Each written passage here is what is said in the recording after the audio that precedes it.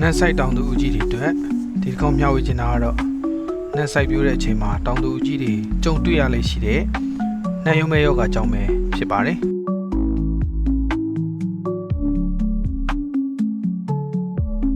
ယောဂလက္ခဏာအနေနဲ့အပင်ရဲ့အောက်ရွက်တွေကနေစပြီးတော့ဝါလာတာကိုစတင်တွေ့ရှိရပါမယ်နောက်ပိုင်းမှာအရွက်တွေကငိုက်ကျလာပြီးတော့အရွက်ကြည်ခြင်းတွေလည်းဖြစ်နိုင်ပါတယ်ကျွန်တော်တို့ပင်စီရဲ့ပင်ကြီးပိုင်းမှာအညွှရောင်အမဲရောင်အနာဂတ်တွေဖြစ်လာမယ်ယောဂပြင်းထန်လာပြီဆိုရင်တော့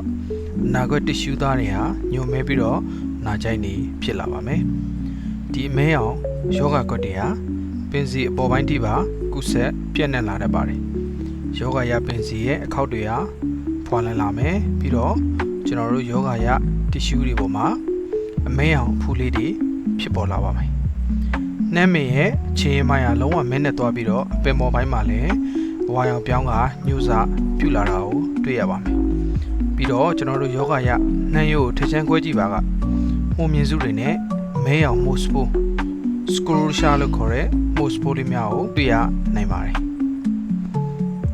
ယောဂကြောက်တတ်တဲ့အချိန်တွေကတော့ရေဝတ်တဲ့ကျွန်တော်တို့မိုးဆိုင်နှမ်းခင်းတွေမှာပုံမှုကြောက်နိုင်ပါတယ်မိုးနှမ်းတွေကိုစိုက်မယ်ဆိုရင်တော့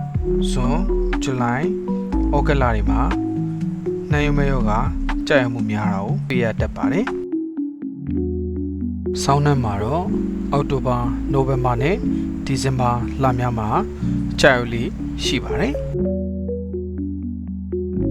နှမ်းရုံမဲယောဂကိုနေပူချိန်မြင့်မားပြီးတော့6တွေ့တဲ့ရာသီဥတုတွေရှိကြမယ်။အဲ့ဒါပြီးတော့မိုးတိတန်စွာရောက်တော့မယ်ဆိုရင်ယောဂကြာရဖို့အခွင့်အရေးများပါတယ်။ကာကွယ်နေနည်းတွေကဘယ်လိုတွေလုပ်ရမလဲစိုက်ခင်းကိုရေမိုးစင်ရဆောင်ရွက်ပါတီးလဲစိုက်ပါယောဂရပင်ချင်းပင်ညံတွေကိုဖျက်ဆီးပါမျိုးစိတွေကိုမျိုးစိလူနယ်စင်းနဲ့လူနယ်စိုက်ပြပါယောဂကြောက်လို့ရှိတဲ့ရာသီဥတုအခြေအနေနဲ့ယောဂကြောက်လို့ရှိတဲ့လတွေမှာချူတင်ကာကွယ်ခြင်းတွေပြုလုပ်ရပါမယ်ယောဂစတင်တွေ့ရှိပြီဆိုရင်တော့ကျွန်တော်တို့ကဓာတုမှုသက်ဆေးတွေနဲ့လည်းအသုံးပြုပြီးတော့ကာကွယ်နိုင်နိုင်ပါတယ်ဒါတွေကဘာတွေလဲဆိုရင်တီရိုဖီနေမီတိုင်းတက်ဗျူကိုနာဇိုပရိုပီကိုနာဇိုကပ်တန်ဟမ်မက်ဇာဇိုစတဲ့မူသက်ဆေးတွေကိုအသုံးပြုပြီးတော့ကာကွယ်နိုင်ပါတယ်နှက်ဆိုင်တောင်သူကြီးများဆင်ပြေကြပါစေ